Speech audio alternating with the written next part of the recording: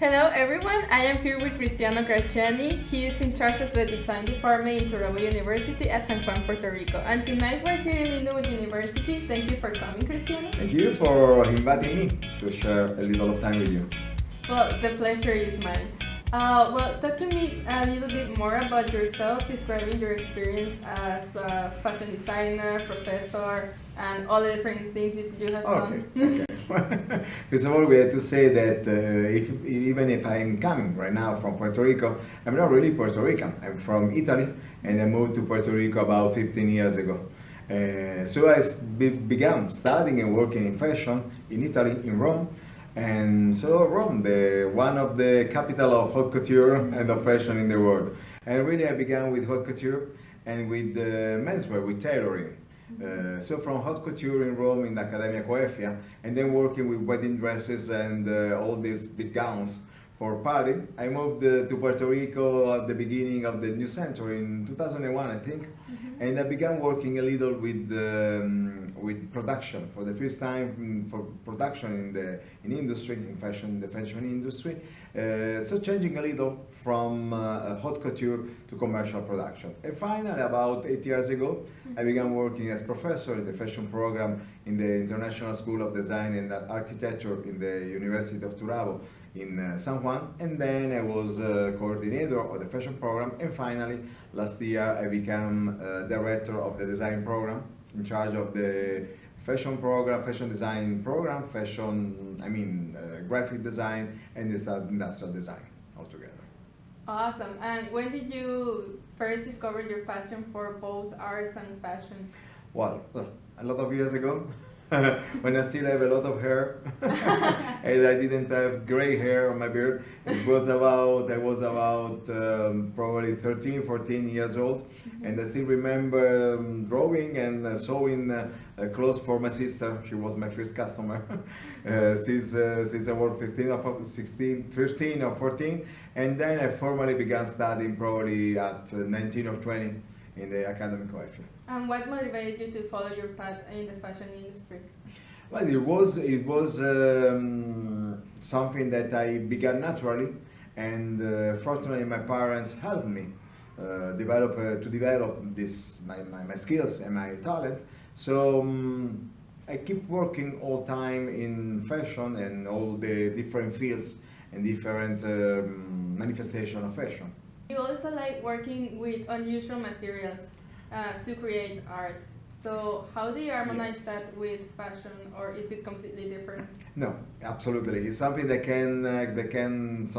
are two different elements that can live together in the sense that experimentation is always part of fashion design, and for me and for my students also, because right now I don't work as a fashion designer anymore, but I always say that I design through my students because we always spend all this time together, and I suggest them they design, but then I suggest them to make some kind of change, or maybe the technical and construction details adds also always a lot of means, a lot of effect in the final result. And I usually push them to experiment and to try different things, different new things and original effect. So the unusual materials and usual technique are of course part of this experimentation. So fashion design is not only fabric, it's not only hand sewing, but it's also technology or particular and craft technique and modern stuff and something with mathematics and engineering and all this kind of stuff. So as a professor, how does your methodology of teaching, and what different techniques do you teach to your students? Well, of course, you need to teach boring things like basic technique, like basic drawing and basic sewing. But then I usually begin with experimentation since the beginning. I think that young people are so, how do you say, they learn and they accept all the suggestion you give them. So I begin since the beginning with the experimentation and to say to my students that they have to find their own their own technique and to develop their own style through experimentation and investigation since the beginning. And you also have a quote of your own that says, multidisciplinarity and teamwork gives you great satisfaction. Absolutely. What does that mean to you? Yes, absolutely. You cannot work alone if you want to achieve good results.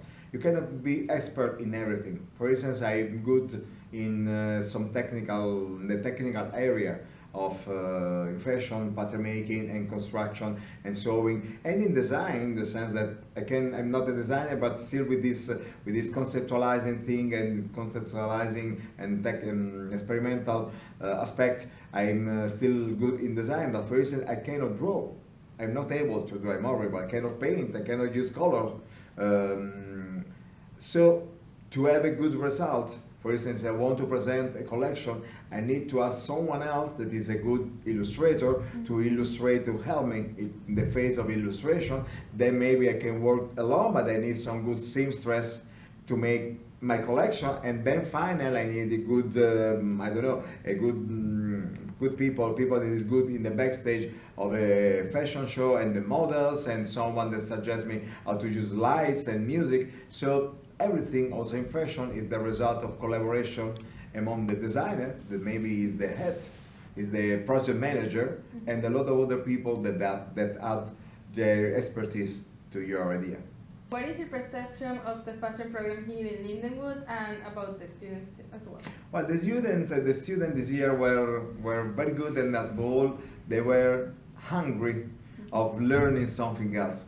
Of course, they are beautiful. They are very good teachers, professor here in Lindenwood. But when someone else comes from outside, it's always something new, and they demonstrate a lot of enthusiasm with me, and they ask all the time something new, and they understood that I'm good in construction, so they're working with their patterns for their final collection, and they're so curious to know something more about how can they achieve some kind of some very theatrical and very volumetric shapes, and they're all the time asking for something more, and they demonstrate also that they have learned good basis here in the fashion program. You have also been here since 3 years ago, right? 2 or 3 years ago, yes. Coming continuously. What progress have you seen so far? I've seen a lot of good progress, a lot of good changes, above all in the designing process. Fashion is not only made of nice shapes and a lot of nice fabrics, but it's made of good ideas, a very strong, interesting concept behind the shapes and the designs. And I think that compared to what I experienced 2 years ago here in Lindenwood University, students are completely changed because they're now more conscious of what they are designing, and they give some kind of meaning to what they're designing. Ultimately, what is your advice for Lindenwood students? Well, just to keep working as they did during the last 2 years.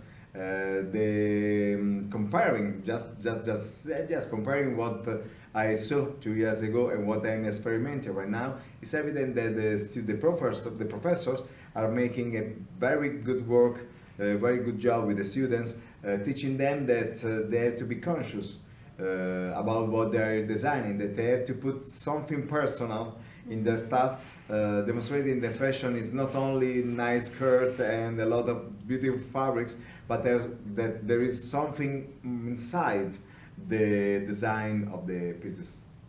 Awesome. Okay, well, thank you so much for joining us tonight. And I am glad that you're here in Lindenwood, and I hope that you keep coming. I hope to see you again in a couple of years. Thank you. Thank you. Bye-bye. Oh, how lovely we are. Pero obviamente como... ¡Pum!